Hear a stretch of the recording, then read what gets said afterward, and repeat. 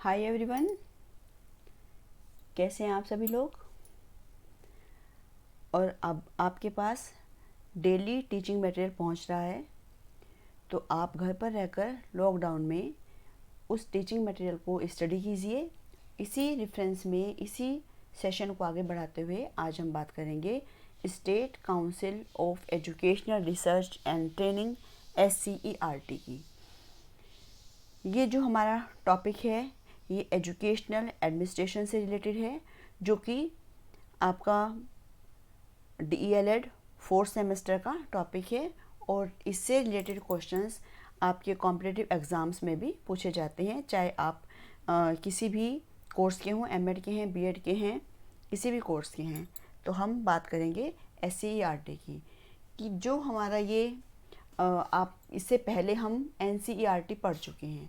NCERT में हमने पढ़ा कि वो एक नेशनल लेवल पर है, और जो वो आपकी NCERT है वो नेशनल लेवल पर काम करती है, और उसी तरह से ही स्टेट लेवल पर भी काम कराने के लिए जो आपकी ये है SCERT, state council of educational research and training, राज्य शैक्षिक अनुसंधान और प्रशिक्षण परिषद। क्योंकि भाई वो आपकी नेशनल लेवल पर थी, लेकिन हर स्टेट की अपना जोग्राफिकल अपीयरेंस होता है, अपनी नीड्स होती हैं, उसके पास अपने अलग अलग रिसोर्सेज होते हैं। तो क्योंकि हर स्टेट की जो नीड्स हैं वो अलग हैं, रिसोर्सेज उनके पास अलग अलग हैं, इसी को ध्यान में रखते हुए SCERT को इस्टेब्लिश किया गया, जो कि हम आज डिस्कस करने वाले हैं। जो आपका SCERT है ये 1981 में इस्टेब्लिश हुआ था, और ये जो स्टेट लेवल पर जो भी एजुकेशन से रिलेटेड है जो काम है, और जो स्कूलिंग आपकी एजुकेशन है, स्कूलिंग एजुकेशन के हर लेवल पर जो एजुकेशनल आपकी एड है या कोई हेल्प है उसको प्रोवाइड कराने वाली ये एक शीर्ष संस्था के रूप में काम करती है। इसका मेन ऑब्जेक्टिव है कि जो हमारी एजुकेशन रिसर्च हैं और प्री सर्विस टीचर हैं, इन सर्विस टीचर्स हैं, उनके लिए एकेडमिक गाइडलाइन प्रोवाइड करना, ट्रेनिंग के रिगार्डिंग, करिकुलम के रिगार्डिंग, और जो हमारे टेक्स्ट बुक हैं उनको डेवलप करना, उनका संशोधन करना, उनका विस्तार करना।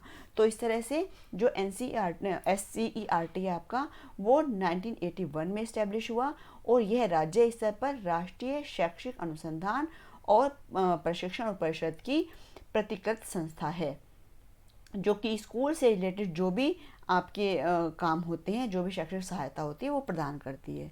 इसके बाद हम ये देखते हैं कि इसके SCERT के ये और क्या क्या फंक्शंस हैं।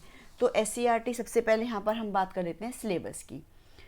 सिलेबस जो प्राइमरी है आपका अपर प्राइमरी क्लासेस के लिए करिकुलम डेवलप करती है, ये टेक्स्ट बुक करती है, टीचर्स को गाइडलाइन देना है, टीचर्स के लिए जो आपकी संदर्शिकाएँ पुस्तकें उनको बनाना है, प्रॉपर गाइडलाइन प्रोवाइड कराना है, और प्लानिंग कि जो भी आपके जो प्राइवेट इंस्टीट्यूट हैं जहाँ पर कि BTC होती है या जो इस टीचर ट्रेनिंग कोर्स होते हैं उनको अवेलेबल कराना, उनको एफिलिएशन प्रोवाइड कराना।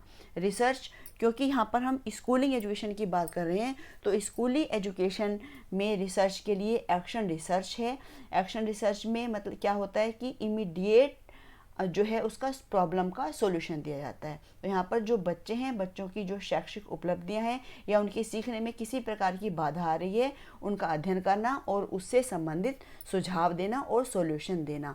तो क्योंकि स्कूलिंग एजुकेशन की बात है, यदि बच्चा कोई पढ़ने में वीक है या फिर किसी एक सब्जेक्ट में वीक है या एक सब्जेक्ट की क्लास अटेंड नहीं कर रहा है, या फिर स्कूलिंग के मैनेजमेंट में किस तरह की कोई प्रॉब्लम चल रही है, तो ये सारी प्रॉब्लम क्या होंगी, एक्शन रिसर्च के थ्रू दूर की जाएंगी।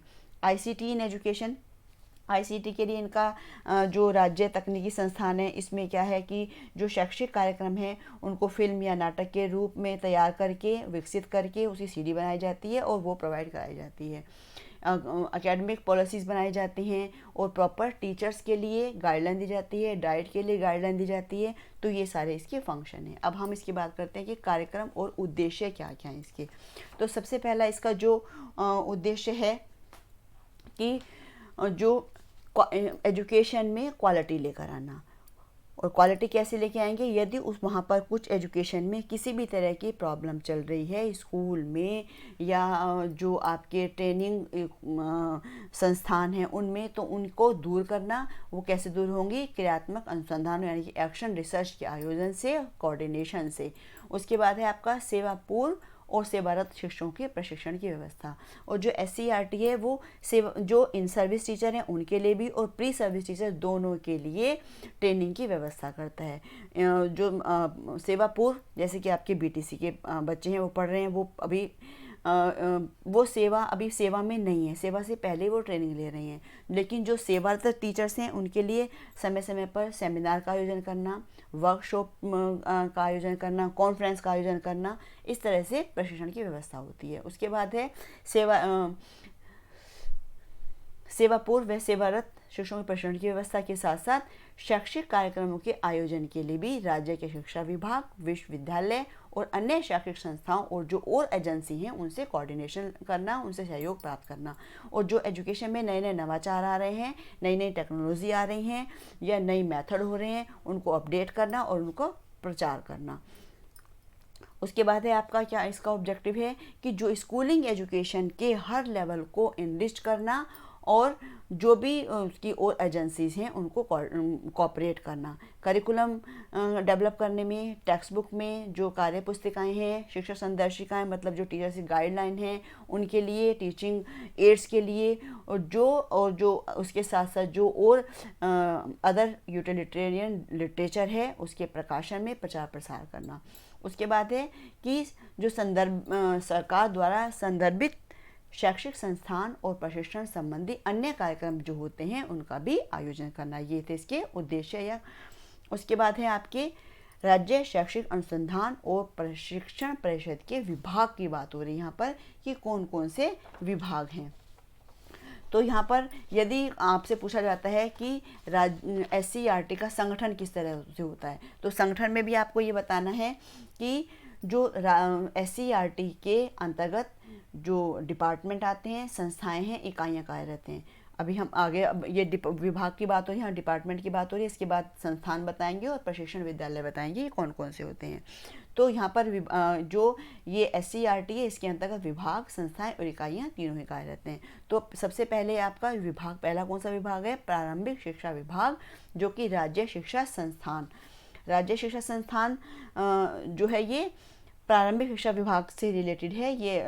और इसकी जो इस्टेब्लिश किया गया था ये 1964 में इलाहाबाद में। और इसका जो है ये क्या गाइडलाइन देता है, जो प्राइमरी एजुकेशन है और जो टीचर एजुकेशन के क्षेत्र में गाइडलाइन प्रोवाइड करता है।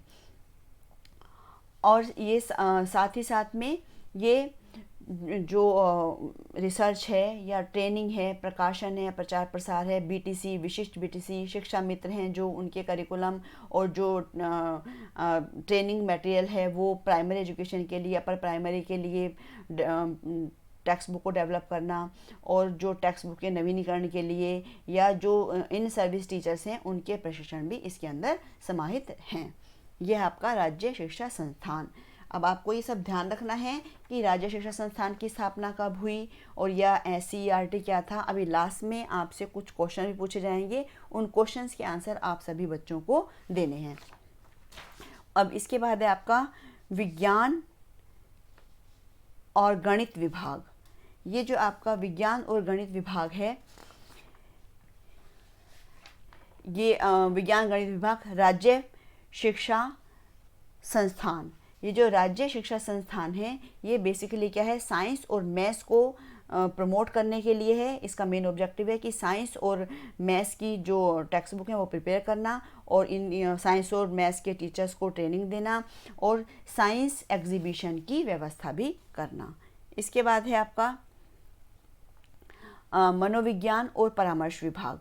मनोविज्ञान, ये आपने जब NCERT पढ़ा होगा तो उसमें भी आपने इसको सुना होगा कि मनोविज्ञान और परामर्श विभाग कौन सा है। जो मनोविज्ञान विभाग है आपका, ये 1947 में उत्तर प्रदेश में, ये जो मनोविज्ञान शाला है 1947 में उत्तर प्रदेश में इलाहाबाद में स्थापना की गई थी और इसी को ही प्रथम मनोविज्ञान की प्रयोगशाला होने का गौरव भी प्राप्त है। और इसका ये जो है राष्ट्रीय प्रतिभा खोज की परीक्षा, टैलेंट हंट सर्च की जो एग्ज़ाम होता है उसकी भी व्यवस्था करती है ये। और इसके जो इस एग्ज़ाम में सेलेक्टेड स्टूडेंट्स होते हैं उनके जो इंटरव्यू होता है उसकी व्यवस्था की जाती है। और ये साथ ही साथ में diploma in guidance and psychology और जो भी ज़रूरतमंद बच्चे हैं उनके प्रोत्साहन के लिए, उनके सहयोग के लिए national merit come means scholarship examination का भी आयोजन करती है। उसके बाद है आपका हिंदी एवं अन्य भारतीय भाषा विभाग, जो कि है आपका राज्य हिंदी संस्थान। ये राज्य हिंदी संस्थान जो है आपका ये हिंदी लैंग्वेज को प्रमोट करने के लिए बेसिकली बनाया गया। और ये है एनसीईआरटी का जो हिंदी और भारतीय भाषा का विभाग है वही राज्य हिंदी संस्थान के रूप में वाराणसी में स्थित है। आपको ये ध्यान रखना है कौन सा संस्थान कहाँ पर स्थित है। राज्य हिंदी संस्थान जो है ये वाराणसी में स्थित है और ये हिंदी लैंग्वेज को प्रमोट करने के लिए, संस्कृत लैंग्वेज को प्रमोट करने के लिए और हिंदी और संस्कृत के करिकुलम और टेक्स्ट बुक और संदर्भ साहित्य को भी तैयार करता है। उसके बाद है आपका अंग्रेजी व विदेशी भाषा या आंग्ल भाषा शिक्षण संस्थान। ये आंग्ल भाषा शिक्षण संस्थान जो है ये भी एनसीईआरटी का अंग्रेजी और विदेशी भाषा विभाग का आंग्ल भाषा संस्थान के रूप में इलाहाबाद में है। ये राज्य हिंदी संस्थान वाराणसी में है और अंग्रेजी वाला जो है आपका ये इलाहाबाद में है। ये इसकी एजुकेशन की क्वालिटी को बढ़ाने के लिए और जो अपर प्राइमरी लेवल पर इंग्लिश की जो बुक्स हैं उनकी बुक्स को डेवलप करना और एजुकेशन में इसमें क्वालिटी लाना और साथ साथ में इसके लिए कार्यशालाएं यानी कि वर्कशॉप और प्रशिक्षण कार्यक्रम भी आयोजित किए जाते हैं। और इंग्लिश की टीचिंग के लिए टीचिंग एड का भी निर्माण इस संस्थान के द्वारा किया जाता है। इसके बाद है आपका संस्थान आ जाते हैं। इसके बाद अभी हमने विभाग पढ़े, इसके बाद है आपका संस्थान। अब है आपका संस्थान जो है उच्च शिक्षा अध्ययन संस्थान IASE।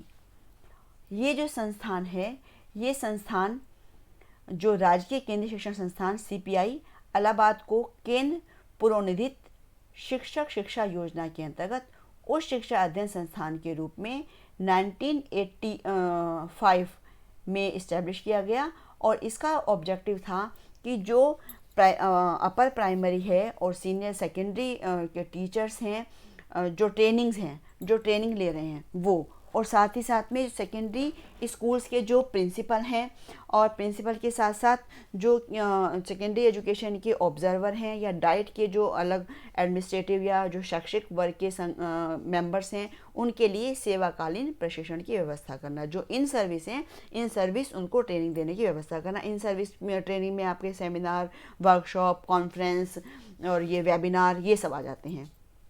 उसके बाद जो डाइट और CTE की भी आपको पता होना चाहिए कि CTE क्या है, college of teacher education. CTE की फुल फॉर्म पूछ ली जाती है, CTE की फुल फॉर्म क्या है, अभी इसके आगे बताएंगे आपको CTE क्या है। तो इसके लिए डाइट के लिए और CTE के लिए भी एकेडमिक गाइडलाइन प्रोवाइड करती है।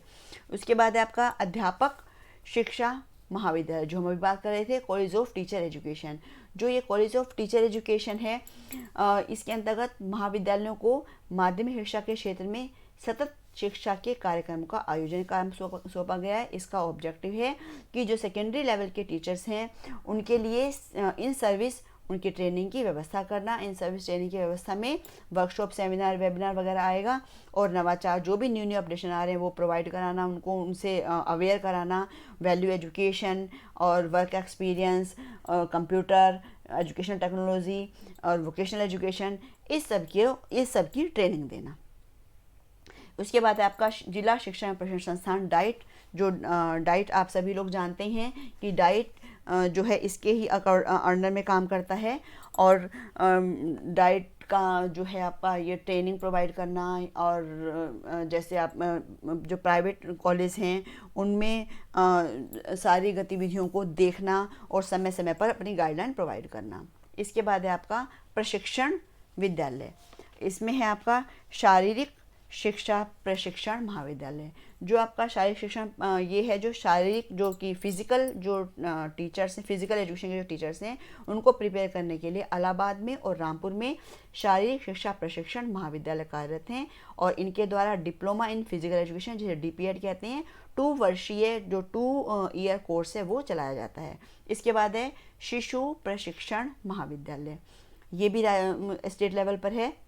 यहाँ पर बच्चों की देखभाल करने के लिए, उनको एनवायरनमेंट से अवेयर कराने के लिए, विशिष्ट व्यवहार वाले जो बच्चों से जुड़ी अवधारणाओं के प्रति टीचर्स में वो अंडरस्टैंडिंग डेवलप करने के लिए शिशु प्रशिक्षण महाविद्यालय जो 2 इयर्स का है, CT यानी कि नर्सरी ट्रेनिंग करिकुलम संचालित किया जाता है। ये प्रशिक्षण महाविद्यालय इलाहाबाद में और आगरा में स्थित है। इसके बाद आपका एक और भी है राज्य शैक्षिक तकनीकी संस्थान। ये जो संस्थान है ये संस्थान लखनऊ में शैक्षिक टेलीविज़न और रेडियो कार्यक्रम का निर्माण करता है और इन एजुकेशनल प्रोग्राम को वो फिल्म के थ्रू या नाटक के थ्रू डेवलप करता है और CD तैयार की जाती है। और फिर इसके अलावा जो है SCERT, ये जो राज्य शैक्षिक तकनीकी संस्थान है, ये ज़िले की जो भी शैक्षिक नीड्स होती हैं उन नीड्स को विश्लेषित करता है, एनालाइज करता है और उनको फुलफिल करने की कोशिश करता है। अब इसके बाद आपके क्वेश्चन पूछे जाएंगे। आपको इन क्वेश्चन 3 क्वेश्चन हैं केवल, इन तीनों क्वेश्चन के आपको आंसर देने हैं। राज्य शैक्षिक अनुसंधान और प्रशिक्षण परिषद की स्थापना कब की गई, यानी कि SCERT को कब इस्टेब्लिश किया गया। उसके बाद है आपका 4 ऑप्शन दिए, इनमें से एक ऑप्शन सही है तो वो बताना है आपको। राज्य शिक्षा संस्थान उत्तर प्रदेश स्थित है, इलाहाबाद, लखनऊ, वाराणसी या कानपुर। उसके बाद 3rd क्वेश्चन है भारत की प्रथम मनोविज्ञान शाला स्थित है चेन्नई, इलाहाबाद, लखनऊ या दिल्ली। इसके साथ ही आपका ये सेशन यहीं ख़त्म होता है। अब हम नेक्स्ट सेशन में मिलेंगे। आपको इन तीनों क्वेश्चंस के आंसर देने हैं। Thank you so much. और यदि आपको कोई क्वेरी है तो आप उस क्वेरी को भी पूछ सकते हैं और इस लिंक पर जाकर मुझे फॉलोअप भी कर सकते हैं। Thank you, take care.